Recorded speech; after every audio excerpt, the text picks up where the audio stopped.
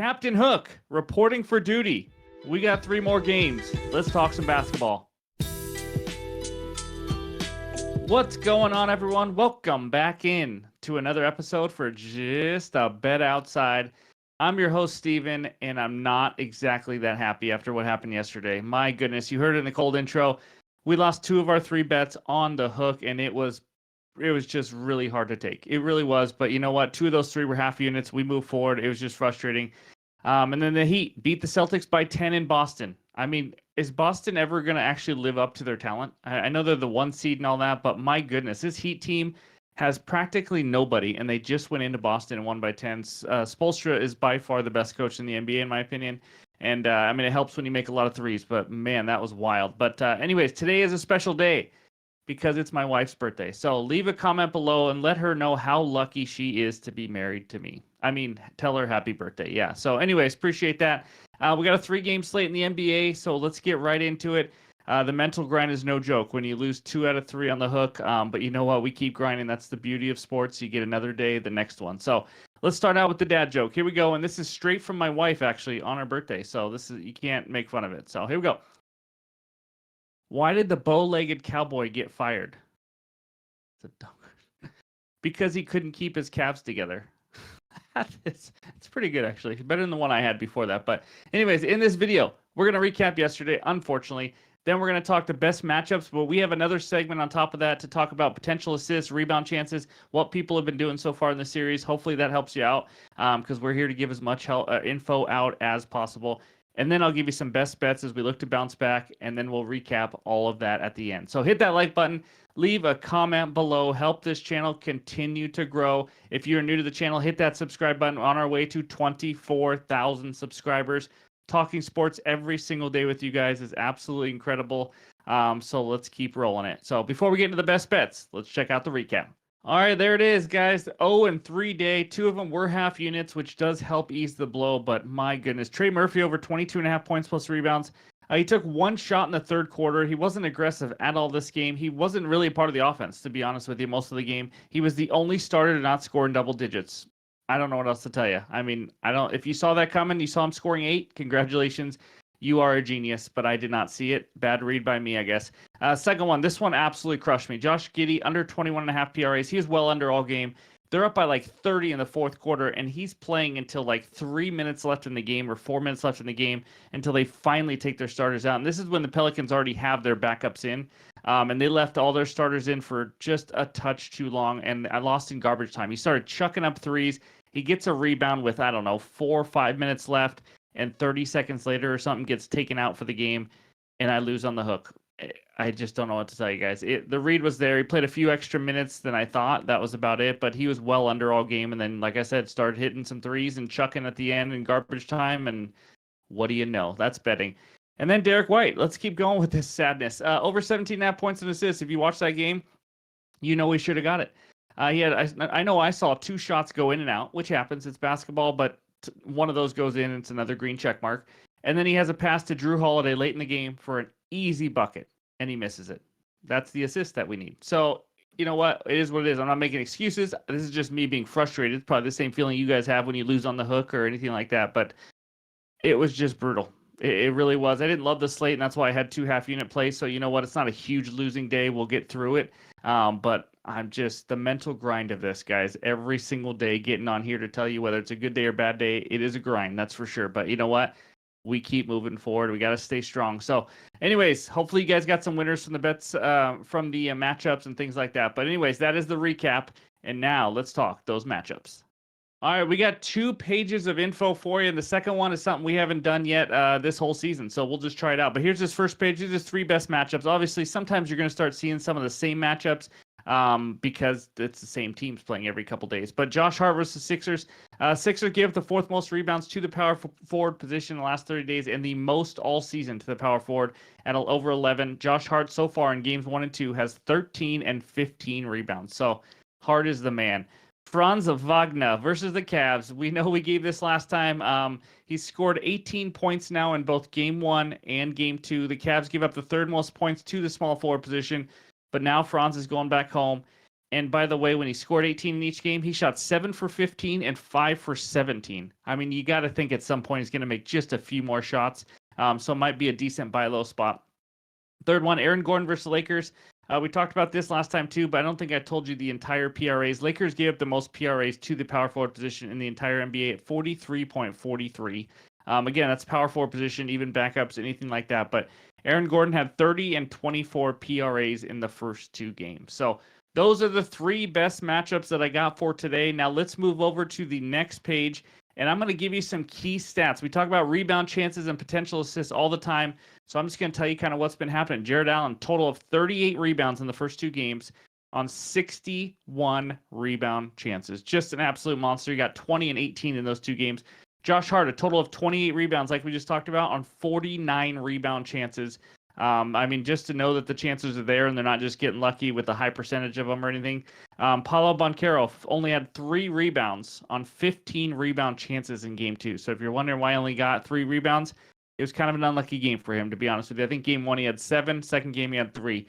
The fourth one, this is kind of the other way. Franz Wagner had only 5 total assists on 26 potential assists. This is absolutely mind-boggling to me that he had 26 potential assists in 2 games, and he had 5 total assists. That's absolutely incredibly low. It's not a guarantee that he's going to get more, but that's just saying he's been really unlucky with those assists. A lot of that is because his teammates are not making a lot of shots when they're in Cleveland.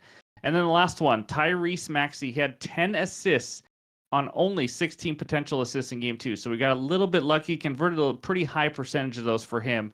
But he had 4 assists in game 1, just to tell you, 10 might be a little bit of an outlier.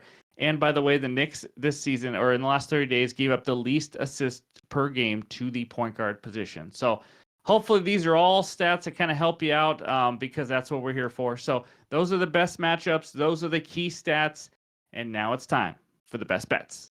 All right, this segment of the show is brought to you by our sponsor, Better Bet. That's BTR Bet, the best place to find, track, analyze, and share your bets. Click that link below in the description.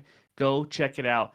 This first game takes us out to Los Angeles. We got the Lakers hosting the Denver Nuggets. Nuggets -1. Total in this game is 215. You guys all saw it, the Jamal Murray fadeaway to win the game. Lakers had a 10-point lead going into that quarter, and the Nuggets now have a 2-0 series lead. So what am I going to do after the Nuggets have now won 6 straight playoff games versus the Lakers? I am going to make a best bet on the Lakers money line at -105 on DraftKings. I know a lot of you have already rolled your eyes. I get it. This is an uncomfortable bet. But the Lakers have had the lead at halftime in both of these games. If you watched it, like I just mentioned, 10-point lead heading into the fourth quarter. It should be split 1-1 right now. And if it was, I think people would be seeing this differently. And yes, I know the Nuggets are dominating them. They just absolutely have. But they are a different team on the road. They have the 5th worst road against the spread record in the NBA. I know it's the playoffs, it's different, things like that, but that just shows you. They've also averaged 111.2 points per game on the road compared to 118 at home. That's a big difference. They also, on the road, become very average. 18th best offensive rating, 15th best defensive rating. You want to compare that to at home? They have the 4th and 11th best at home. So we all know they're a different team. I think they're a different team than last year. Now, don't get me wrong. The Nuggets are probably going to win this series. I think they're going to win. They could definitely go back to the finals. They're a very good team. I'm just talking game 3 here. And I'm expecting the Lakers to, well, they are going to want it more because this is pretty much a do or die game for them. Nuggets took care of their home court. I think the Lakers, I know it's tough to come off that loss that they just blew, but I think their role players are going to step up. We haven't seen much from Austin Reeves. I think he's going to have probably a little bit better game this game. And just in general, role players usually play better. They usually shoot better. So that's going to help. And then, as you know, Michael Porter, he's the guy you want to tail at home, fade on the road sometimes. I'm not saying to fade his stats, but he has not played as well on the road. He's averaging like 2.5, 3 points less on the road. And so I just don't think it's as dominant of a, when you watch the games, just your eye test. When you watched last year, Nuggets were so incredibly good. You just knew the Lakers weren't touching them. It's a little different this year. I think the Lakers, because the Nuggets have a little less depth and things like that, it's a must-win game. You got King James, you got Mr. AD, you got D'Angelo Russell, and these role players. I think they got enough pride to get the job done and finally get a playoff win over the Nuggets.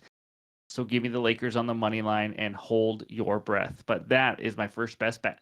All right, the second best bet is a player prop parlay, and we just did this exact same bet a few days ago with a little bit of change. But give me Jared Allen, 11 plus rebounds, LeBron James, 7+ dimes at -118 on DraftKings. Now, a couple days ago, the only thing different is that we took Jared Allen 10+ rebounds and LeBron 7+ assists. It absolutely just dominated. I mean, Jared Allen had almost 20 rebounds, and LeBron James had over 10 assists. It was just an easy win. I have no reason to not do this. Allen, let's talk the first leg though. Allen 11+ rebounds. Now his line is now 12.5. So you could take that on its own. He's got to get 13. I can see him doing that pretty easily. But you saw in the key stats, he has 20 and 18 rebounds in the first 2 games and a total of 61 rebound chances. Guys, that is an insane amount of rebound chances. And it's not that crazy. I mean, he's one of the top 5 rebounders in the league. He's just been a monster. The reason for this is because of the matchup. And the Magic's best rebounder is like Paolo Banchero. He is nowhere near the size. He doesn't have the aggressiveness. He's not out there to grab 12 rebounds a game. It's just a terrible mismatch. They got nobody to put on him. I mean, you're talking, he's averaged 19 rebounds in the first 2 games. Yes, hash brown math did that in my head. He could have a bad game and get 7 less rebounds and still have 12 than that average. I mean, we're not asking for a ton here. I think he has a chance to get 15 to 20 yet again. I don't see any other reason. I talked about it already. So give me Jared Allen, 11+ rebounds. And then LeBron James, 7+ assists. I talked about this already, but of course, I'll say it again because not everybody might have seen it a few days ago. But he had 8 and 12 assists so far in the first 2 games. And that 8 was actually on a crazy high 18 potential assists. He just had a ton of teammates missing shots. So his 8 was actually an unlucky 8. He should have had 10 or more in that one as well. And I mentioned it also. Now he's played him 6 playoff games from last year and this year. He has had 8, 9, 12, 10, 9, and 12 assists. I just need 7. Am I playing this too safe? Probably. You could probably ladder it, or probably ladder both of these, but he's a very consistent passer. He attacks the rim. He knows how to make the best play. You know, LeBron James is one of the greatest players of all time for a reason. And I think some role players are going to knock down some more shots, which should help him even more with the assists. Let's be honest, guys. There's some ladder opportunities, and I'm pondering doing it. I may add it in the pinned comments later in the morning where, you know, you could do maybe a Jared Allen 15+ rebounds and LeBron 8 or 9+ assists and just get some huge money. Just a sprinkle, just something to throw out there. But it's just an option. But all I need is Jared Allen 11+ rebounds and LeBron James 7+ dimes yet again. And that is my second best bet. And I got 2 more leans for you. So let's just keep talking. Why not, huh? First lean, Nikola Jokic over 8.5 assists. You watch him play. He's the man. He's getting a lot of handoff assists to Jamal Murray. He got 12 assists last game, and Denver was awful shooting the ball. I just think that's a little too low. I know Jokic tries to score a little bit more when he's on the road, and it is a little tougher, but it's just a lean for me. But this second lean is probably a lean I like even more. Tyrese Maxey over 26.5 points at -115. He's been an absolute monster so far, scoring 33 and 35 points in those games on 26 and 22 shots. He's pretty much locked into over 20 shots again. Usage is actually absolutely through the roof, and I think there's a double thing going on, or 2 things going on that's helping him here. First, Embiid is on the floor, which helps him. It opens it up more. You saw him play without Embiid. He didn't always play that well because all the attention was on him. Embiid on the floor opens it up, but Embiid on the floor, he's not 100%. You can tell, and I think they're trying to run a little bit more through Maxey. Obviously, Embiid's going to have his Embiid type game. He's going to still be fine, but you can tell he's just laboring out there on the court, and I think that's why Maxey's been a huge role in this series. So give me Tyrese Maxey over 26.5 assists again, or points, not assists. That would be a ton and probably a record. But anyways, those are my 2 leans. One of them may end up as a best bet if I add something in the morning, or it may be something completely different, but just want to give you guys some more info on what I like. So those are my 2 best bets, though, for Thursday, and let's check out the bets recap. All right, those are the 2 best bets on my wife's birthday. Give me the Lakers on the money line at -105, and then Jared Allen, 11+ boards, LeBron James, 7+ assists at -118. They can't let me down. It's my wife's birthday. They just can't do it. And then I may add one more in the morning, whether it's half unit. We will see. I know I didn't talk a ton about that Knicks-Sixers game other than Tyrese Maxey, but yeah, I may dig more into that in the morning as well. So those are the 2 best bets. Thank you guys for watching. As always, let's keep enjoying playoff basketball. I don't want to be Captain Hook tonight. I just don't want to. One day was enough. So anyways, hope you have a great day, and we'll talk to you soon.